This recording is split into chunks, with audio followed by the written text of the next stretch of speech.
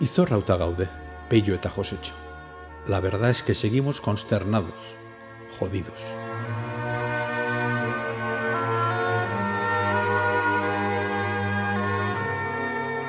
Ezin onartu eta ulertu, Pello, zu bezalako mutila arduratsu zur eta improvisazio gutxikoari, horrelakorik pasa izan. Ez da posible, ezin liteke. Los más incrédulos creíamos que era una broma en el grupo. Txantxa ote zela pentsatu genuen bai, berria jaso bezain pronto. Los más pasionales manifestaron su enojo con llantos y bronca. Pero también hubo quien se quedó paralizado y no ha vuelto a sacar el tema.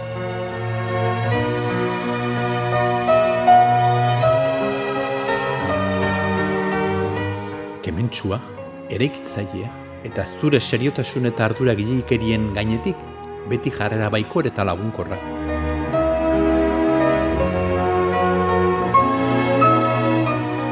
Generaste un vínculo continuo entre los de la diáspora y los de aquí. Eras el chasqui familiar. Creo que alguno podrá hacerlo, pero como vos, ninguno. Ziur gaude, Pello, iritsi zeraten lekura iritsita, hautsak arrotu eta ia da txukuntasuna nagusi izango dela. Lainoak astinduko zenitun.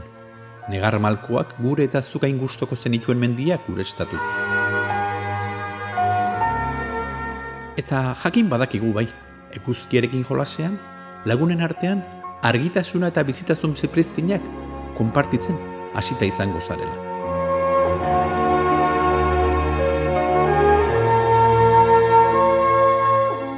Ezin onartu kalean gora eta bera arratsaldeko azken orduan, egunean zehar bapo lan eginda gero, buzto koloredun hori berriz ere ikusiko ez dugunik.